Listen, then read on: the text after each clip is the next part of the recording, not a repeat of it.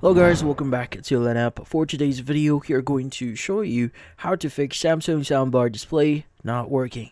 So if you're interested, let's get started. So if you're having problems with your Samsung soundbar here and display is not working, well in this case there are going to be a few things that you could do. So first is you want to double check the connection. So first things first, you could go ahead and check your cables. So you want to unplug and reconnect everything. So unplug all the cables from the soundbar, TV, and any other speaker you have connected, then plug them back in. It's important to make sure each connection is tight and secure, so make sure they are really plugged in there. And also you might want to do a power check here. Also make sure your power source is working. Just plug everything else into the same outlet to double check.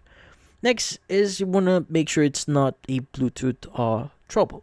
Now if you're using Bluetooth to connect, what you need to do here is you want to first reconnect your soundbar. Now on your TV remote, press the home button. In this case, you want to go to settings, then go to sound settings and select output. Now you should see the soundbar listed there. Select it to reconnect.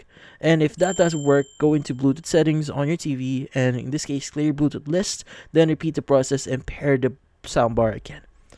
And if that doesn't work, the next thing that we want to do here is you want to reset your soundbar.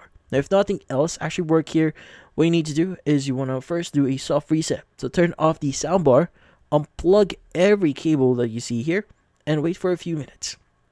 Now, once a few minutes is done, like for example, 10 to 20 minutes is going to be good. You want to plug everything back in and power it back on and see if the display is now working.